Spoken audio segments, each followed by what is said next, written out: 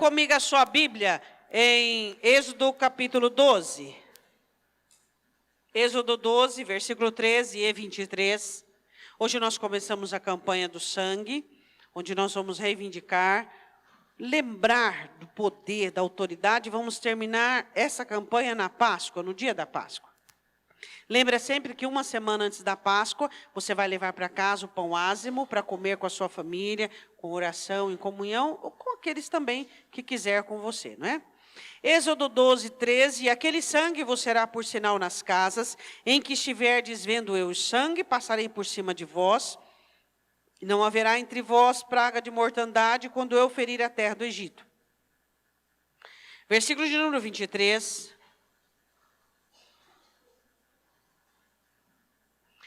Porque o Senhor passará para ferir os egípcios, porém quando vir o sangue na verga da porta, em ambas as ombreiras, o Senhor passará aquela casa e não deixará o destruidor entrar em vossas casas para os ferir. Podem se assentar.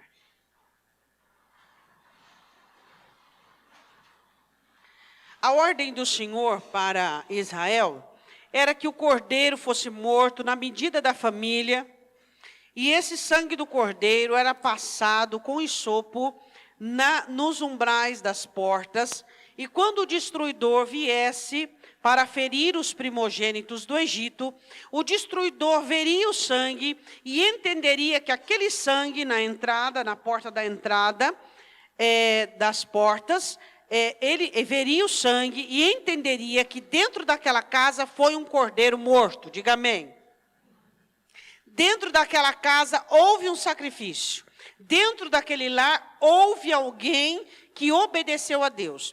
Então o destruidor iria olhar e ver e ele iria vir o seguinte, que dentro dessa casa houve um sacrifício, dentro dessa casa comeram em comunhão, dentro desta casa houve morte, houve abnegação e houve renúncia.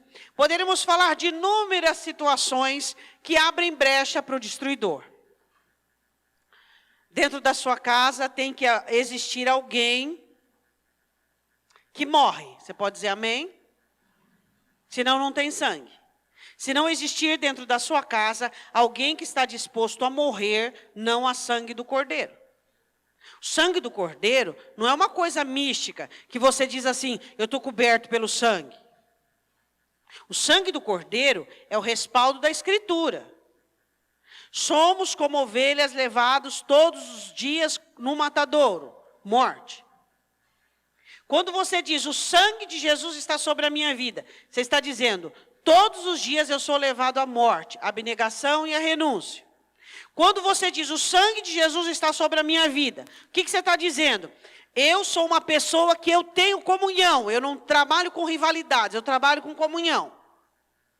Quando você diz, o sangue de Jesus está sobre a minha vida, você está dizendo, eu sou uma pessoa que morro, eu sou uma pessoa que produzo comunhão, e eu sou uma pessoa que sabe comer ervas amargas, que era uma das partes do rito que se fazia na Páscoa. Quando você diz, o sangue de Cristo está sobre a minha vida, você está dizendo, eu sou uma pessoa que faço o que Deus manda. Então você entende o que é o sangue de Cristo? Porque tem gente que diz assim, ó, eu estou debaixo do sangue de Cristo, amém, aleluia. Acha que isso é uma coisa mística.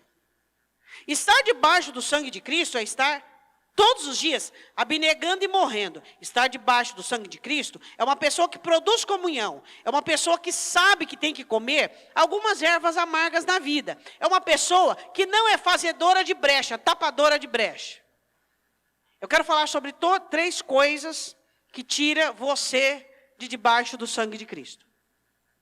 3 atos. Pastor, existem muitos, mas esses são os mais básicos. Eu quero que você vá comigo em 1 Coríntios 10, 10. Nós vamos ler alguns versículos. 1 Coríntios capítulo 10, versículo 10.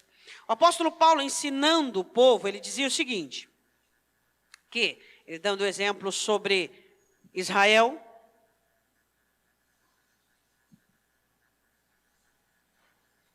Primeira Coríntios 10, 10. Ele diz, e não murmureis como também alguns deles murmuraram e pereceram pelo destruidor. A boca pode servir para adorar a Deus e bendizer ou para, primeiro, murmurar.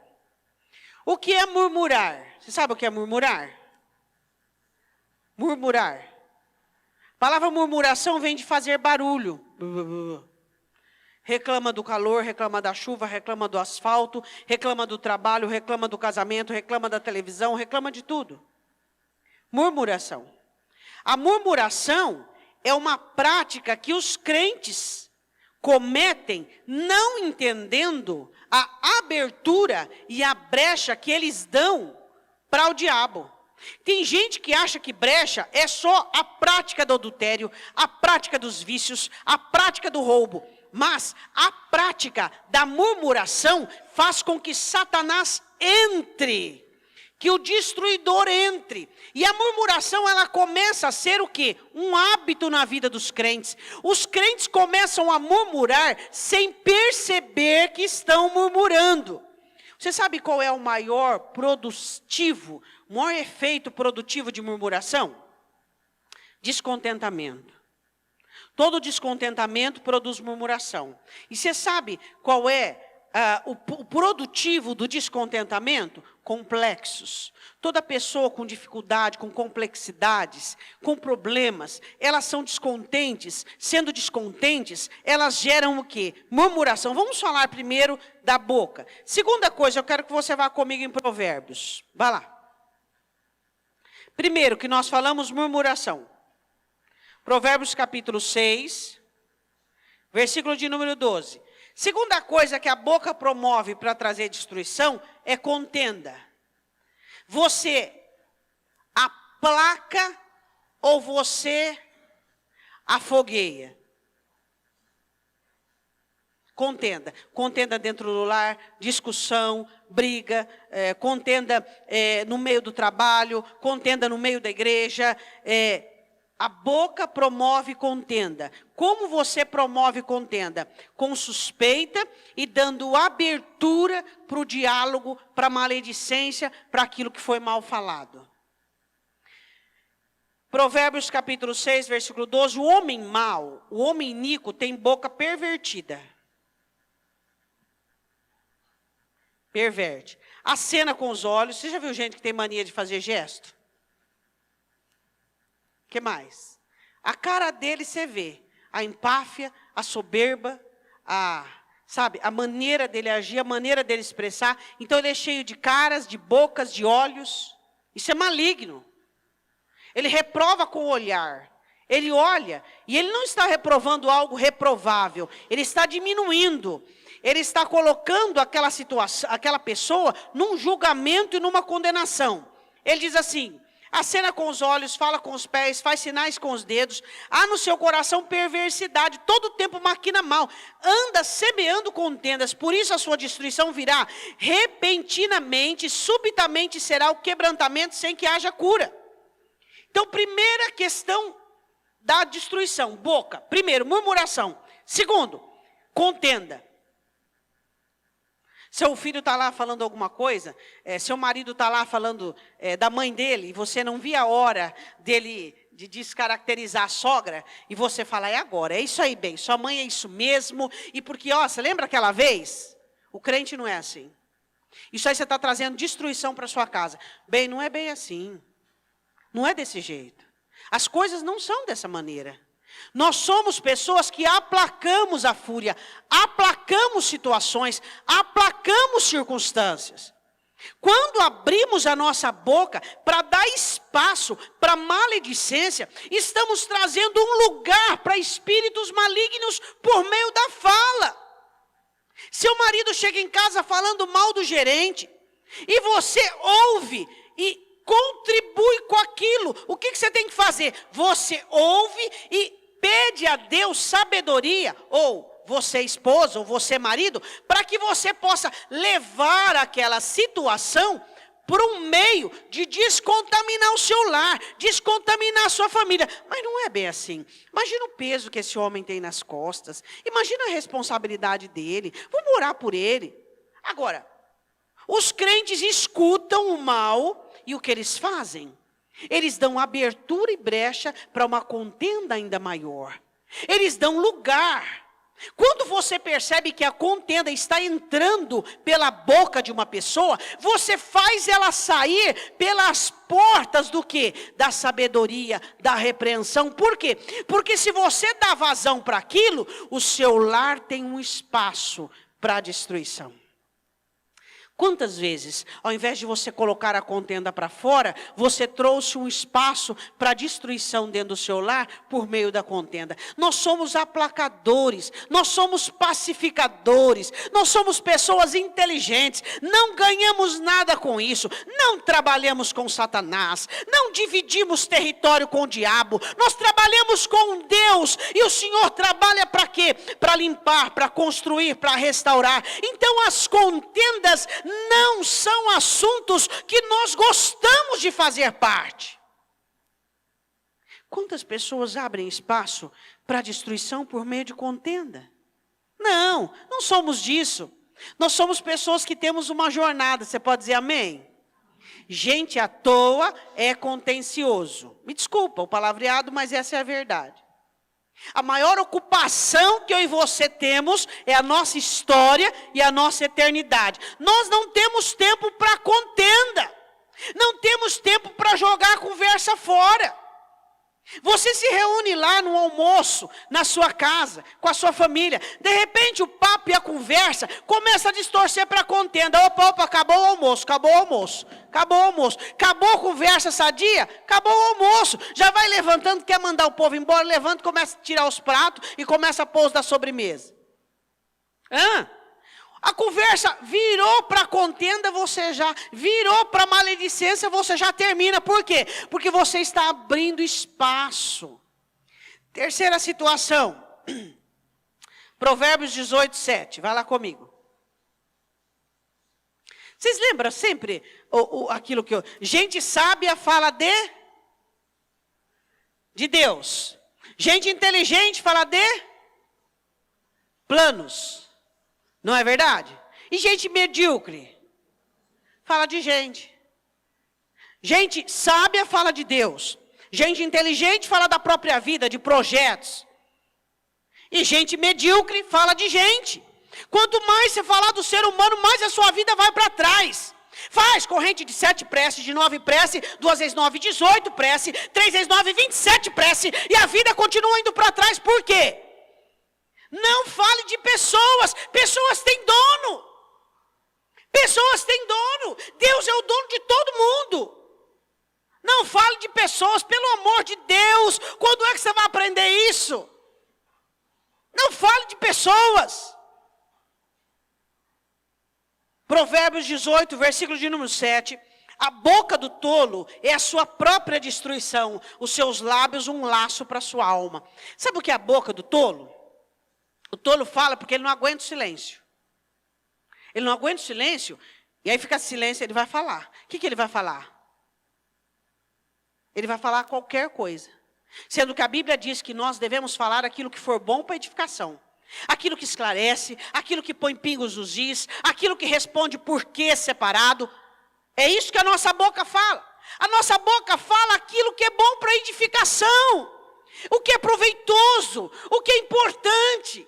Eu vou discutir com o marido na hora que ele está nervoso. Eu vou discutir com o marido, eu vou discutir com os filhos a hora que eu estou nervosa. A hora que eu estou nervoso, não. Por quê? Porque não vai ser bom para edificação. Por quê? Porque Deus é o Senhor do meu lar. Deus é o Senhor da minha casa. E eu trabalho com Deus, não contra Deus. Jesus diz, aquele que é comigo, ajunta e não espalha. E o tolo, ele espalha. Você diz assim, mas eu falei na hora que eu estava nervoso. Então por que você não ficou quieto? O tolo, ele fala e ele cria laços para a sua alma. Para quê? Para quê? Você vai se defender e você vai apontar o erro do outro. Peraí, o outro cometeu um erro contra você. Tudo bem, o erro é com ele. Agora a batata quente veio para sua mão, você vai se defender colocando o outro na mira? Então diante de Deus vocês são iguais. Diante de Deus não há diferença de um. Onde está a diferença em nós? Onde está a diferença de nós no cristianismo? Quantas pessoas têm trazido maldições para os seus lares, para as suas vidas, por causa da maldita língua? Tiago fala sobre isso, a maldita língua, que muda o curso da própria natureza. Então, primeiro, murmuração. Segundo, promovedor de contenda. Terceiro, o tolo fala impensadamente. Fala de planos, fala da vida, fala coisa que não deveria. Tem gente que conta da vida dele para todo mundo. No trabalho, todo mundo sabe da vida dele. Você acha que isso é legal? Você acha que isso é bom para você? As pessoas saberem da sua vida, sempre do que o apóstolo Paulo diz em Coríntios, que o espiritual discerne bem tudo e ele ninguém discerne. Você acha que todo mundo tem que saber que você está com um dia ruim, porque as pessoas olharam para a sua cara e viram que você está azedo? Você acha isso legal? Você acha isso bom para você? Vá comigo em Provérbios 24, 21. Terceira questão da boca. A boca murmura. 1 Coríntios 10, 10. A boca promove contenda. Provérbios. A boca do tolo fala. A boca cria motim. Provérbios 24, 21. Presta atenção. Teme ao Senhor, filho meu, ao rei. E teme ao Senhor, ao rei. E não te ponha com os que buscam mudança. É ordem, é ordem. Acabou. Não tem esse negócio, mas se fosse assim, mas se fosse daquele jeito, mas se fosse daquele jeito. O pai e a mãe mandou, ordem, ordem. Ordem. O rei mandou, é lei, acabou. Deus mandou, acabou. Agora sempre tem os amotinados. O ser humano é uma bomba relógio amotinada ambulante.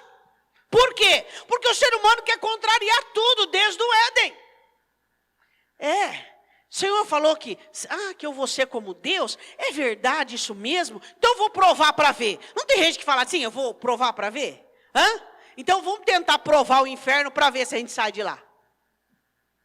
Vamos ver. Então a questão é, não se atreva a andar, a viver com pessoas que buscam mudanças. O que o escritor diz aqui são pessoas amotinadas. Lei é lei, regra é regra, quem é inteligente obedece, ponto. Aqui essa mudança não é uma mudança benéfica, como o próprio apóstolo Paulo diz. Não, essa mudança aqui são pessoas amotinadas contra leis e regras. Aquele que faz isso busca a própria destruição. É lei, é regra, é mandamento, é ordenança. O que você faz? Obedece. Teme ao Senhor, teme ao rei, e não ande, não viva, não esteja com quem busque mudanças. Pessoas amotinadas. Versículo 22. Porque de repente se levantará a sua destruição e a sua ruína de ambos. Quem o sabe? Quer dizer, você vai estar junto, vai ser destruído junto. Você é uma pessoa que gosta de porfiar? O que é porfiar? Mas sabe o que é? Eu não concordo. Isso é porfia. Isso é porfia. Isso é porfia. E o que Samuel disse para Saul, que porfiar é igual pecado de...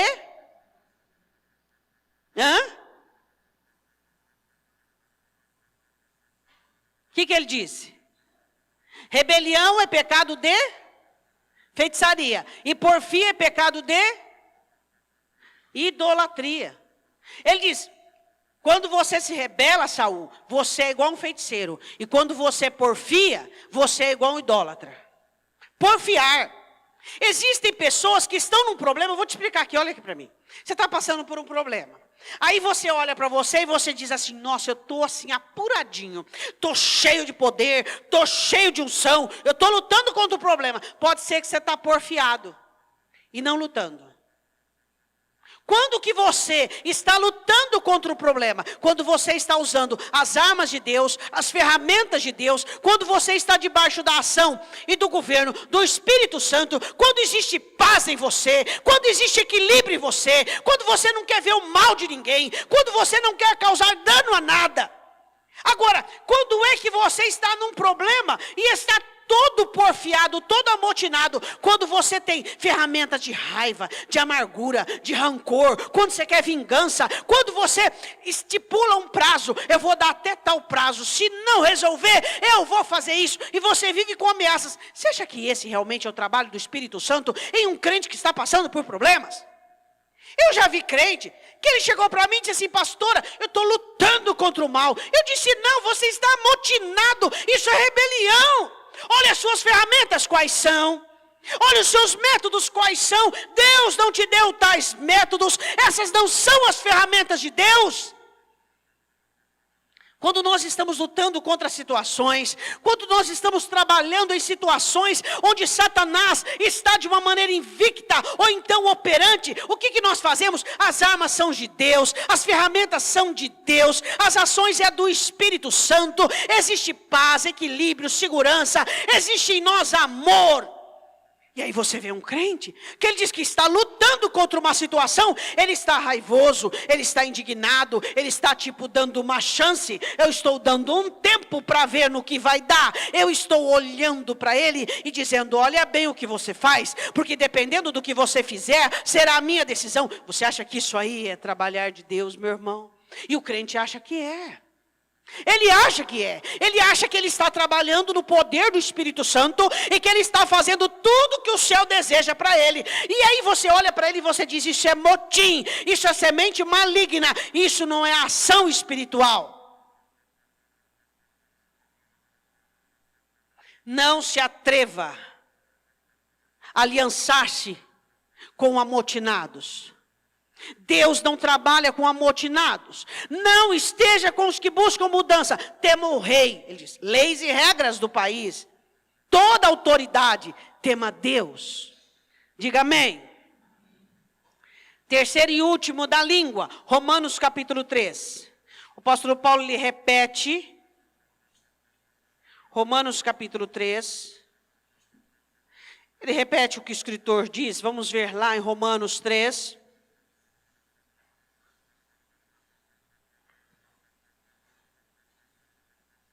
Todo mundo abriu? Romanos 3, 11. Não há ninguém que entenda, não há ninguém que busque a Deus.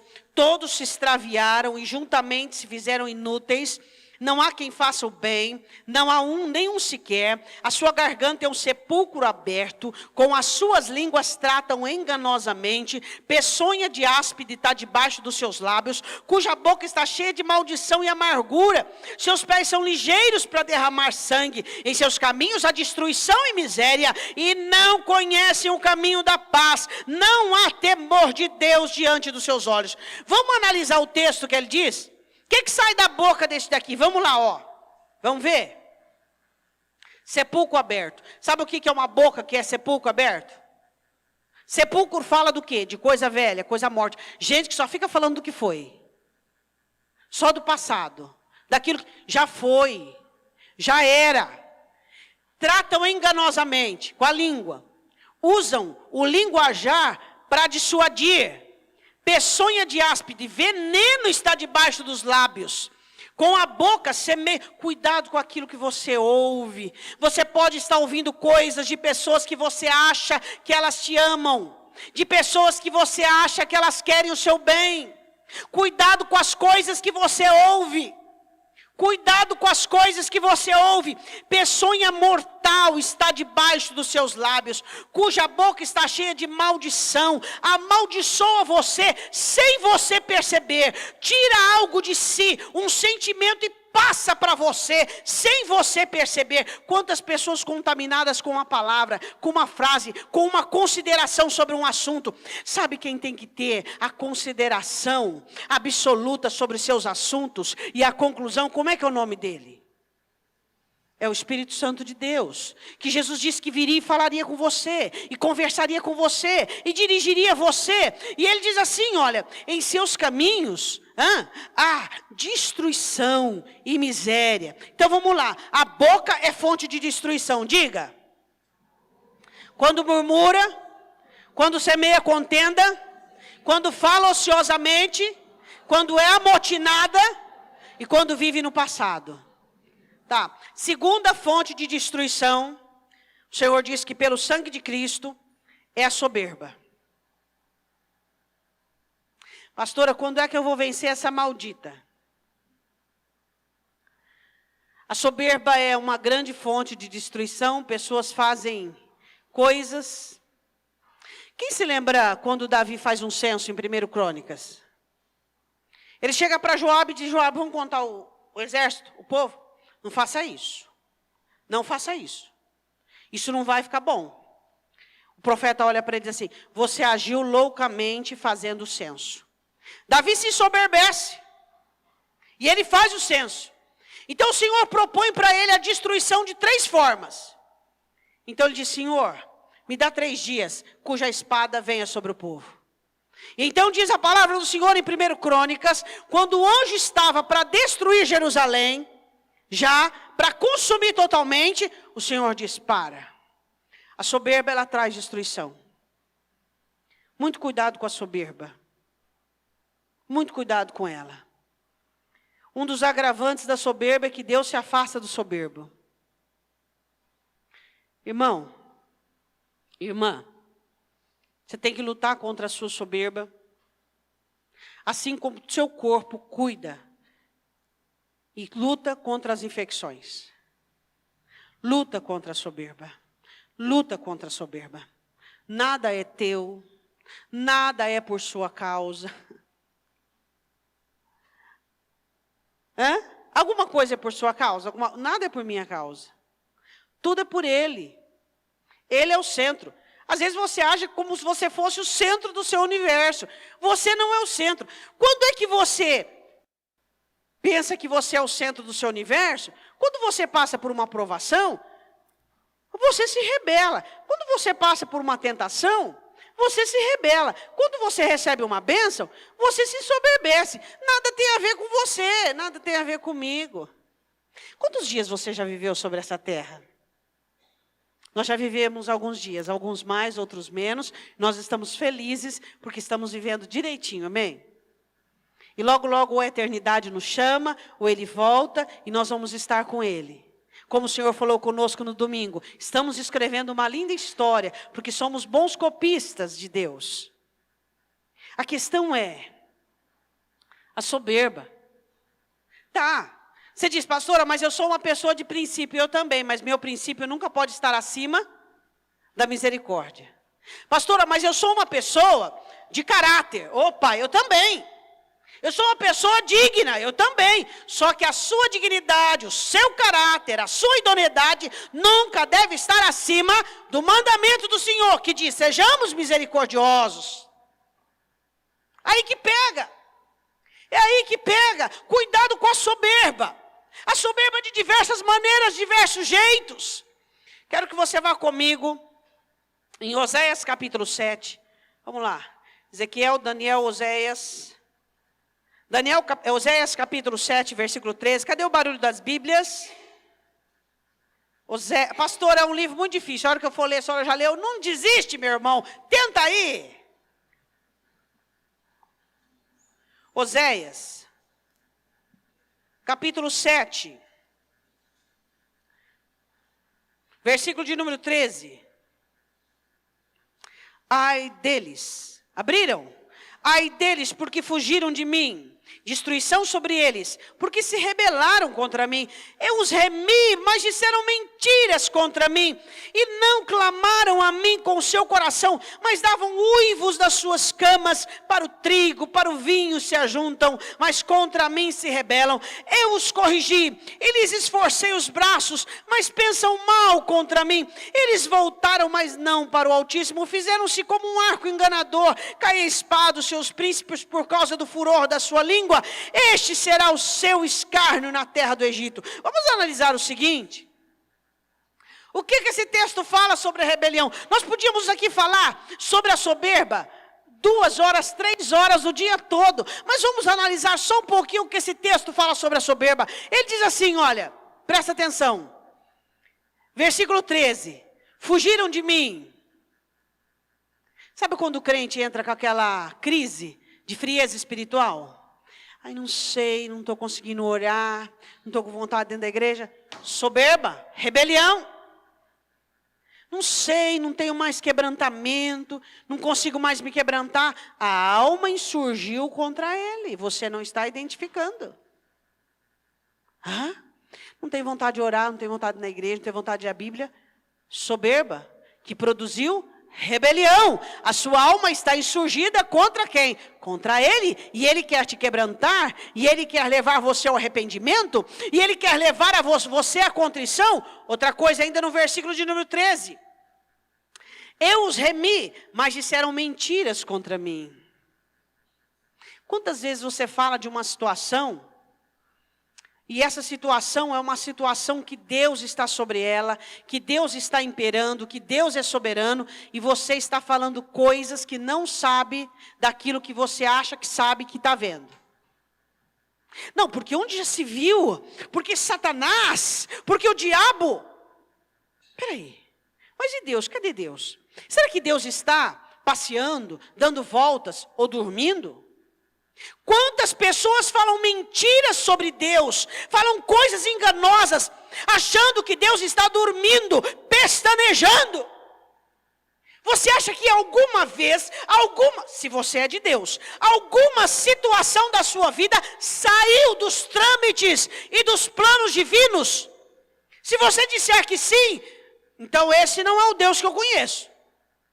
Se você ama a Deus e serve a Deus, todas as circunstâncias e situações, Deus estava entronizado sobre elas. E cada fio de cabelo da sua cabeça que se perdeu, teve a permissão, a mão, a ação direta de Deus. Falam mentiras sobre mim. Versículo de número 14. Essa é pega, hein? Essa aqui a maioria dos crentes se pegam. Quando estão com problemas, eles não vão a Deus, eles vão para o telefone, vão para o WhatsApp, vão para o computador, vão para o irmão. Eles clamam para tudo, eles vão no gerente do banco, vão em tudo quanto é canto. Quando passam por problema, começam a clamar para o trigo. Israel fazia até deuses de colheita, uma época do sol e vários deuses. Clamam o trigo, olha para o problema e começa a buscar a solução para o problema dentro do problema com as ferramentas humanas. Peraí, você pode ser o maior crentão que eu admiro, você pode ser a pessoa mais cheia do Espírito Santo, você pode ser a pessoa mais ungida da face dessa terra e dessa igreja, só que a resposta de Deus ainda está no trono dele. A resposta de Deus ainda está no trono dele. Eu não sei nada, você não sabe nada, e nós não temos em nós mesmos recursos para vencermos. Precisamos dele todos os dias. Por isso ele ensina a oração do Pai Nosso. Por isso ele ensina a oração do Pai Nosso. Crentes lutando com os próprios recursos, crentes lutando com as próprias ferramentas. Pastora, mas o meu recurso é do Espírito Santo, não é aquele que a senhora estava falando agora não. Não interessa se o seu recurso é do Espírito Santo, se a sua unção é do Espírito Santo, se a sua força é do Espírito Santo. Você precisa buscar a Deus e receber de Deus direção. Não acha que você sabe sair desse problema, não faça isso, isso é soberba. Não acha que você sabe sair dessa situação com os seus próprios méritos e com os anos que você tem de experiência. Quando eu estava tirando carta, tinha uma pergunta lá, que o motorista, que se banca na experiência que ele tem, se ele é um ótimo motorista. Eu pus lá, ótimo. A professorinha falou, errado. Motorista que se banca na experiência é um péssimo motorista. Eu falei, opa, aí já levei para o lado cristão. O crente que se banca na experiência dele, e naquilo que ele tem aqui, ele é um péssimo crente. Por quê? Porque ele não busca do alto, ele não busca vinho novo, ele não busca óleo fresco, ele não busca a metodologia fresca e da hora do céu. Você está ficando velho, você está ficando ultrapassado, os seus métodos estão ultrapassados. Você precisa ser um vaso novo, você precisa ser para ter vinho novo, precisa ser o quê? Odre novo. Clamaram a mim com o seu coração, 14. Clamaram a mim com o seu coração, não clamaram a mim, mas davam uivos nas suas camas. Tem gente que prefere sofrer do que orar. Ele sofre, ele chora, mas ele não ora. Se ele orasse, ele sofria menos. Diga isso para o seu irmão. As coisas são mais leves, o jugo é mais leve. Quanto mais você ora, menos você sofre. Quanto mais você ora, menos você sofre. Quanto mais você ora, menos... Quer descobrir uma vida que o sofrimento você tira de letra? Ora mais. Quanto mais você ora, menos você sofre. Quanto mais está difícil, ora mais. Não é isso que Tiago diz? Vocês estão passando por aflição? Ora. Para o vinho se ajuntam, quer dizer, tem unidade para alegria. Mas contra mim se rebelam. O Senhor diz, eu tenho corrigido vocês, eu esforço os braços, mas vocês pensam mal de mim. Quando é que um crente pensa mal dele? Quando o crente está sendo provado. Eles voltam, mas não para o Altíssimo. Retornam, mas não para Deus. Vá comigo em Oséias capítulo 8, versículo 4. Agora pertinho. Soberba. Oséias 8, 4. Cuidado quando você do ouro e da prata faz ídolos. Cuidado. Ouro e prata faz ídolos. Ouro e prata faz ídolos. Ouro e prata faz ídolos.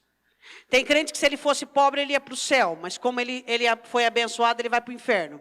Tem moça que se fosse feia ia para o céu. Mas é bonita vai para o inferno. Por quê?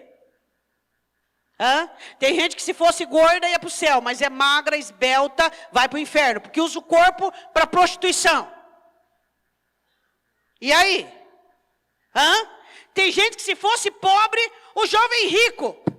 Jesus ficou triste, porque o rapaz ficou triste também. Aí Jesus diz, é isso aí ó, que vocês estão vendo. Tem gente que se ele fosse pobre, ele ia ser o melhor crente da igreja, mas ele é rico, ele tem muitos compromissos, muitos jantares e muitas oportunidades. Então ele não é o melhor crente da igreja. Oséias 8, 4, e eles fizeram reis, mas não por mim.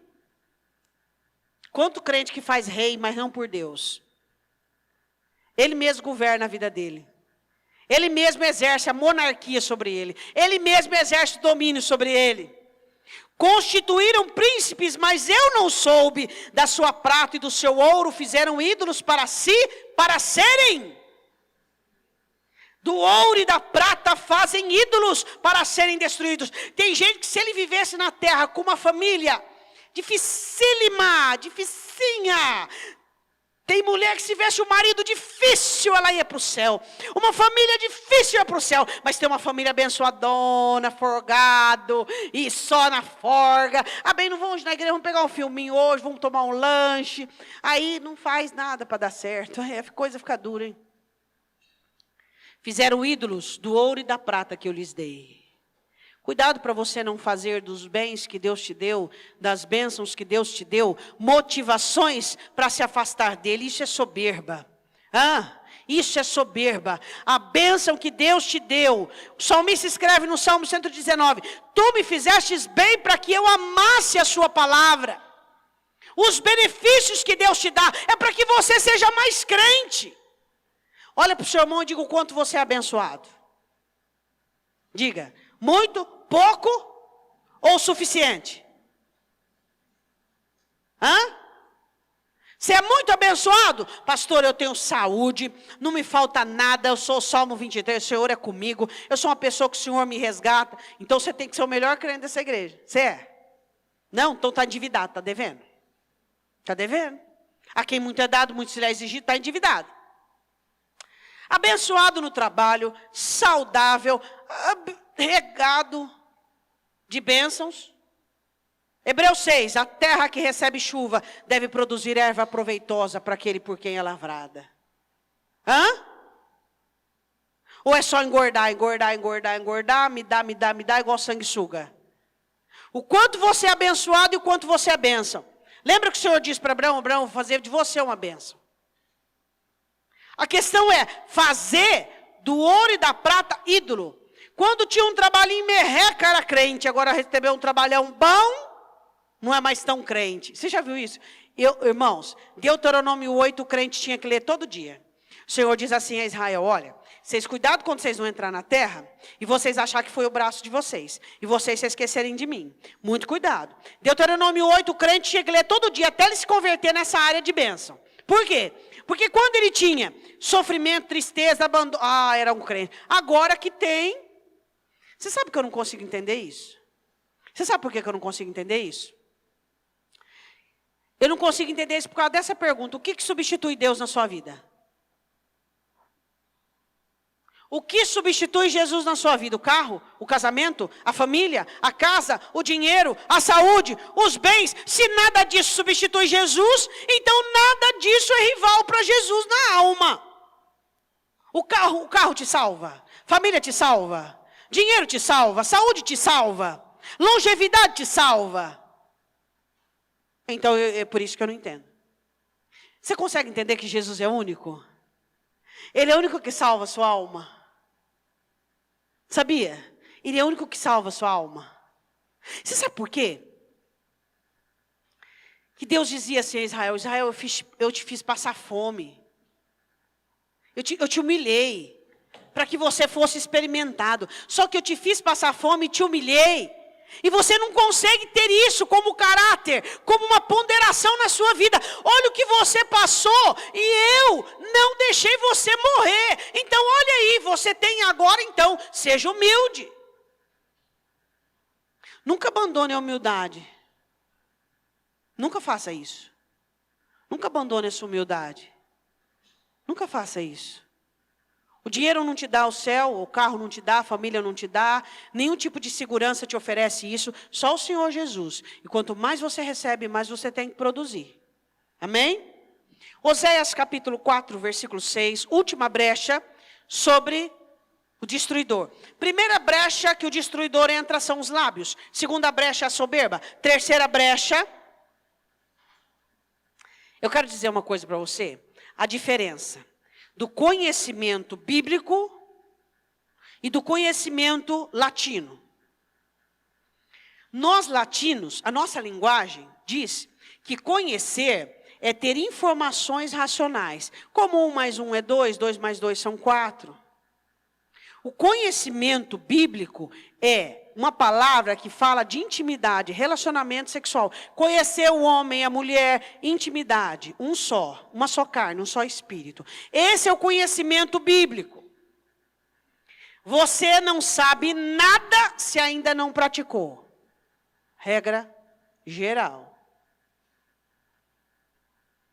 Você não sabe nada se não pratica. Se você acha que sabe alguma coisa, porque está na cachola, esquece.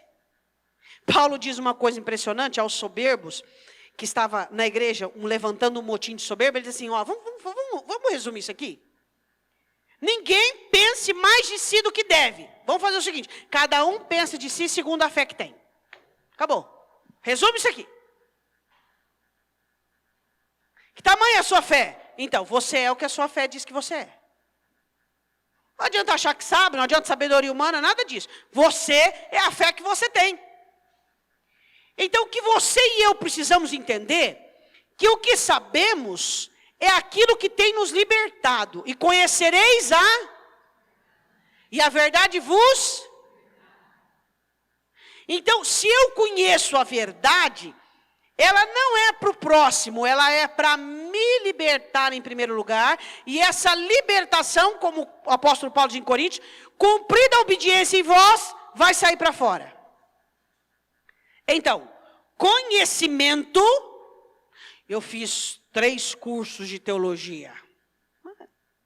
Aí você fica assim, eu fiz 10 cursos, formado, pós-graduado, bacharelado. Vê aqui, você cumpre João 3,16? Faz para mim uma exegese na sua vida de João 3,16. O amor de Deus é exigente, o amor de Deus é aquele amor que cobra. Tal maneira, não existe nada mais do que o sacrifício de Deus. O sacrifício de Deus, aí você começa a fazer exegese na vida dele. O sacrifício de Deus por você, enviando o Senhor Jesus, quer uma resposta. Aí você começa a fazer uma exegese de João 3,16. A questão é, o que você conhece de Jesus Cristo?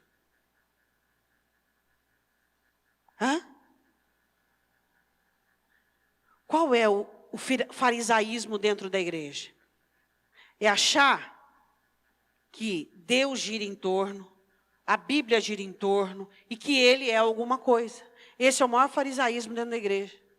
Nós não somos nada, nós precisamos de Deus.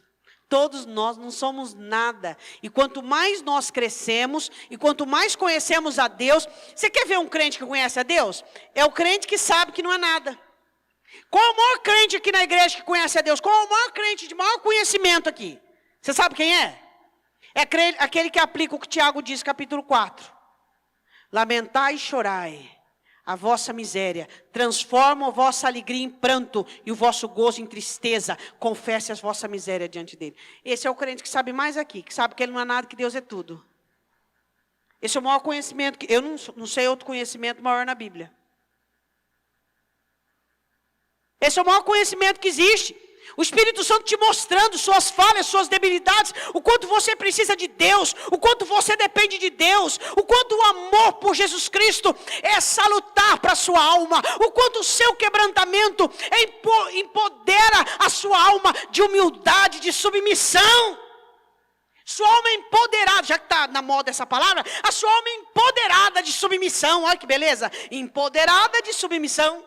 Vamos empoderar, irmãos, vamos. Não da carne, de submissão, de sujeição.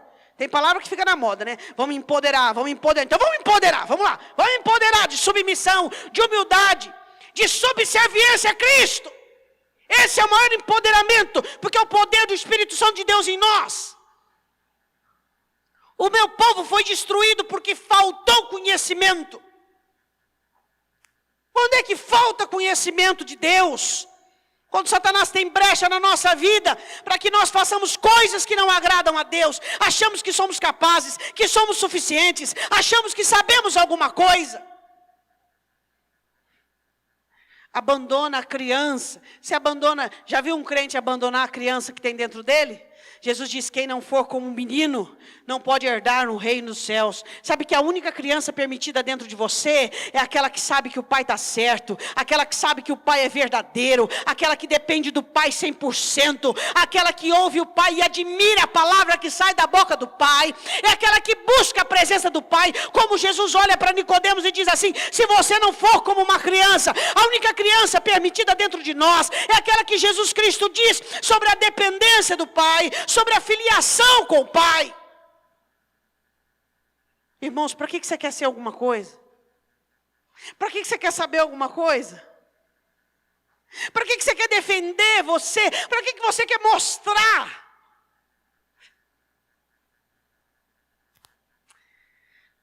Quanto mais escondidos nós estamos, mais protegidos somos. Deixa ele aparecer, deixa ele ser. Eu vou passar, você vai passar, virão outros. Nós vamos cair no anonimato, você vai cair no anonimato, no esquecimento. Principalmente se é cônjuge.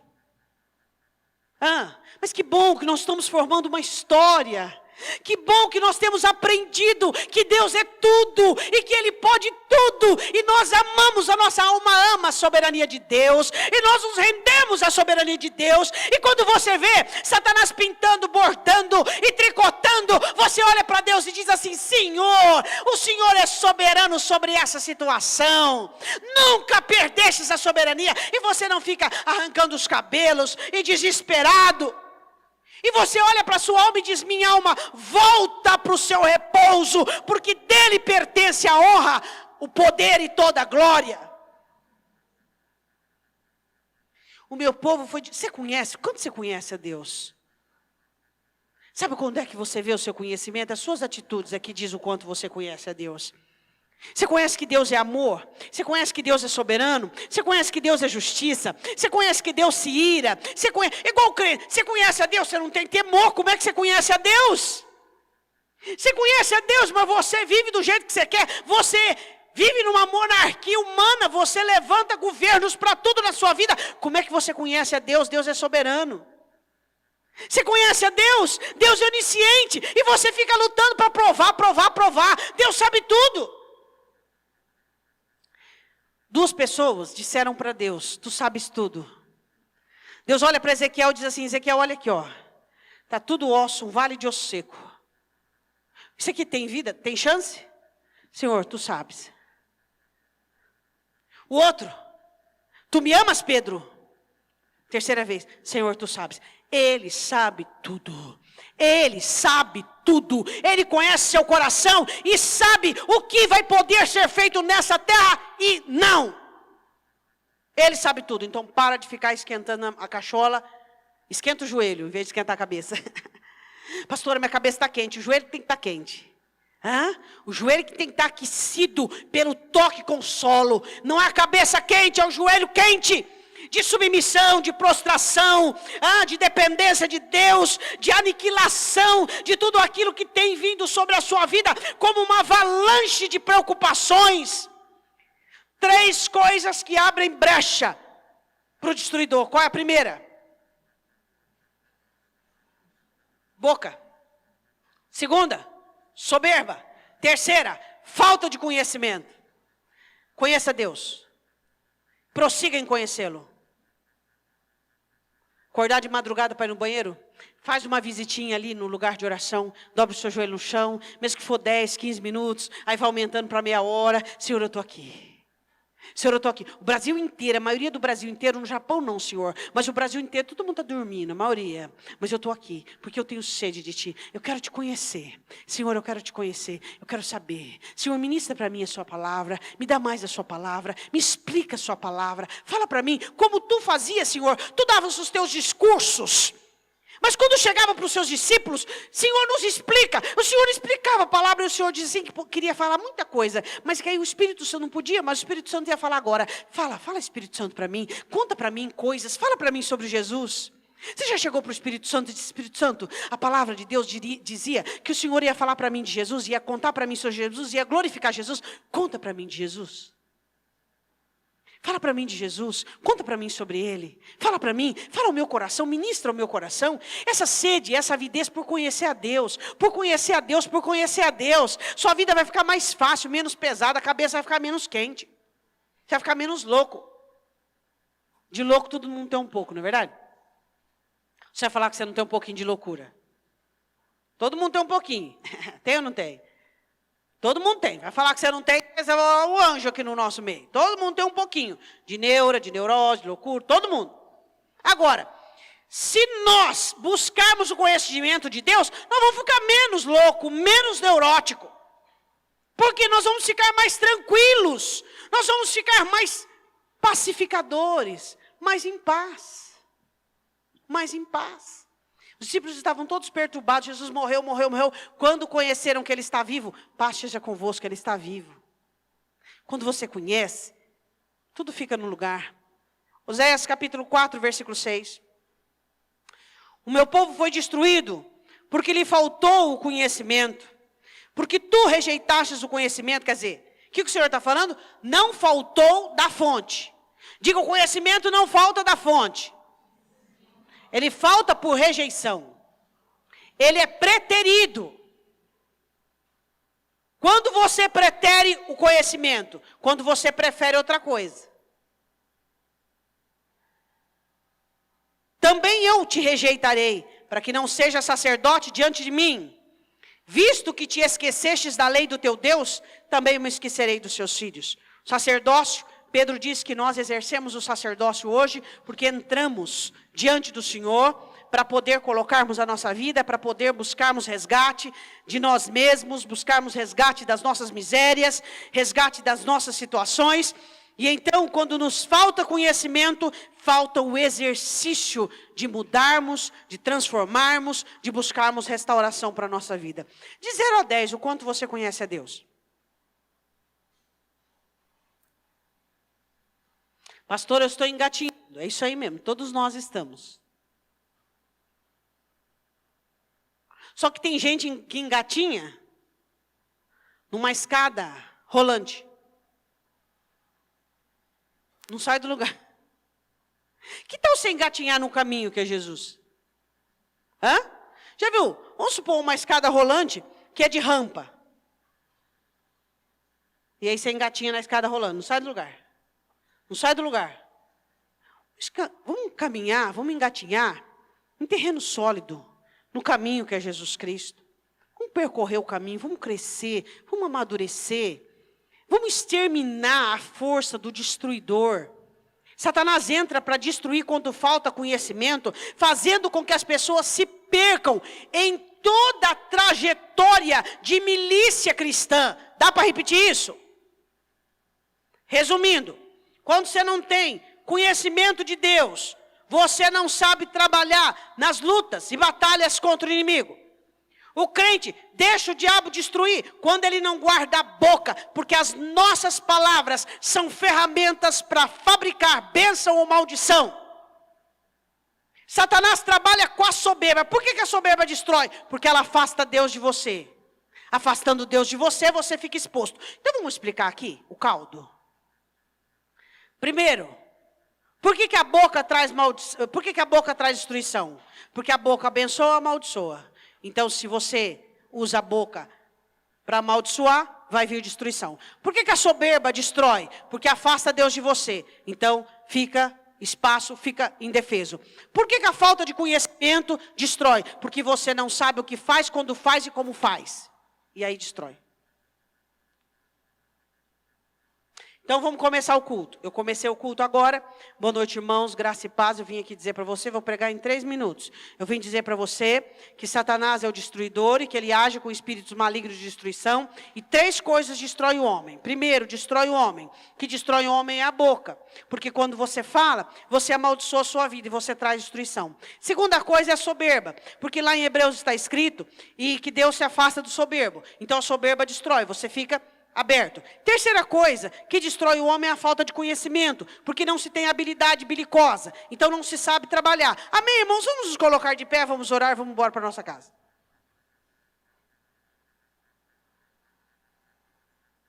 Esse é o resumo. Agora, a questão é a prática. A questão é a prática.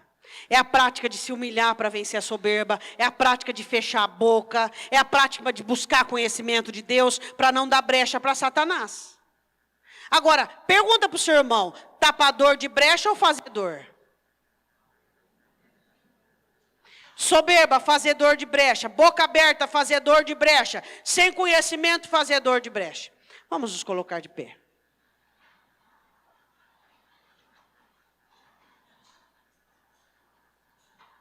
Feche os seus olhos. Estando o sangue no umbral da porta, o destruidor virá e não entrará. Quando se fala do sangue de Cristo, se fala de boca fechada, de palavras que edificam. Quando se fala do sangue de Cristo, se fala de humildade, de humilhação. Quando se fala do sangue de Cristo, se fala de pessoas que buscam o conhecimento de Deus e buscam o que Deus quer que elas façam. Não adianta sair atirando para todo lado. Eu queria que você levantasse uma oração agora diante do Senhor, confessando o seu pecado de soberba, da língua e da falta de conhecimento. Fala com Deus agora. Fala: Senhor, a partir de hoje eu vou ser um tapador de brecha. Eu vou ser aquele que fica na brecha, Senhor. Eu vou ser aquele que fica na brecha. Pai, em nome de Jesus, nós sabemos que Satanás é ladrão da palavra, e ele rouba a palavra para que ela não desça e não encontre um bom terreno, meu Deus, para que ela possa germinar e criar frutos. Eu te peço em nome do Senhor Jesus Cristo, que nessa campanha, onde nós vamos até a Páscoa, buscarmos o poder e o entendimento do seu sangue, Deus, tem que existir dentro de nós morte. Tem que existir dentro de nós comunhão conosco.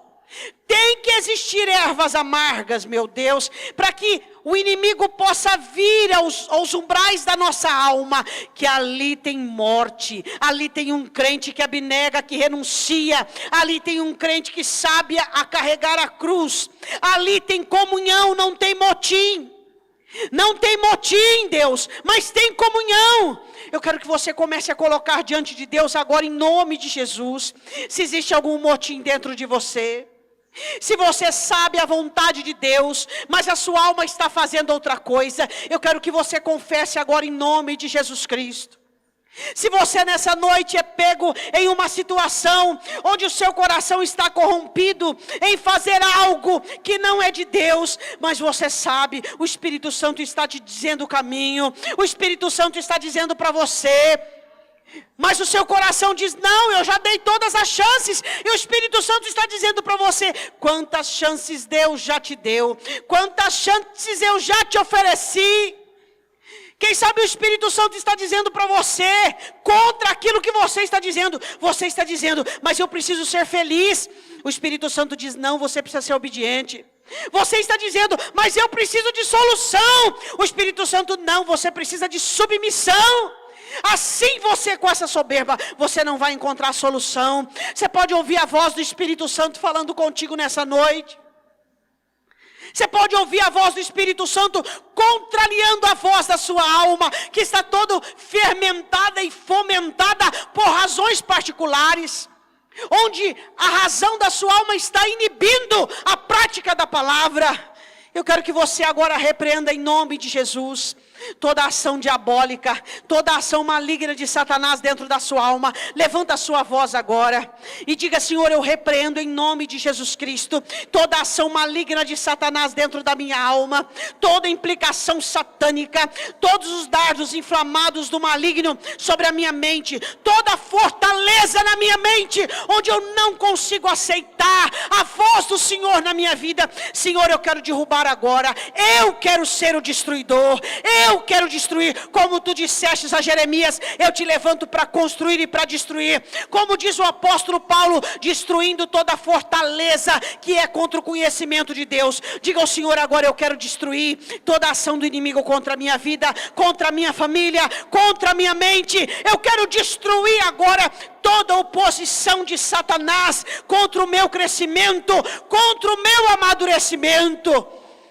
Eu quero que você diga assim, Deus, em nome de Jesus, eu quero viver uma vida de paz, eu quero ter paz dentro de mim, todo alto motim, toda rebelião comigo mesma, onde eu sei e o coração quer, em nome de Jesus Cristo, eu quero declarar agora, temor, rendição, da minha alma para com o sangue de Cristo. Eu quero declarar o sangue de Cristo sobre a minha vida, sobre a minha família, sobre a minha casa, sobre a minha alma. Em nome de Jesus Cristo, chega de guerra, chega de luta, chega de desespero. Eu quero ser um vencedor. Eu quero ser mais que um vencedor. Eu quero vencer, Deus. Eu quero ser inteligente. Eu quero ser um pacificador. Chega de desespero. Chega de ansiedade. Chega de agir com quem não tem um Senhor. O Senhor é o meu Deus. O Senhor é o meu refúgio. O Senhor é a minha fortaleza. Eu ministro paz sobre a minha alma. Porque a primeira coisa que Satanás faz é levar a minha paz. Eu quero a minha paz de volta. Eu quero a minha paz de volta. A paz que Jesus me dá. Eu quero ter paz com a minha vida, com os meus assuntos e comigo mesmo. E saber que o meu Deus, Ele é soberano e Ele tem cuidado de mim. E em nome de Jesus, eu vou guardar os meus lábios. Como o salmista disse, que eu vou guardar a porta dos meus lábios. Eu vou me humilhar e eu vou conhecer-te. Levante a sua mão direita para o alto, em nome do Senhor Jesus. Todo o poder da palavra te ministrado, venha ratificar o sangue de Cristo sobre a sua vida, onde há em você a morte do eu, onde há em você a mortificação da velha criatura, para que a vida de Cristo se manifeste, em nome de Jesus Cristo, que o poder e a autoridade da palavra do Senhor venha abrir a sua alma de tal maneira para que você possa enxergar a luz do Evangelho, para que você possa enxergar a luz do trono de Deus sobre a sua vida, em nome do Senhor Jesus. Diga amém Deus te abençoe, vá em paz para sua casa, segura a palavra, não a perca de forma alguma, é pela palavra que vem a libertação, amém?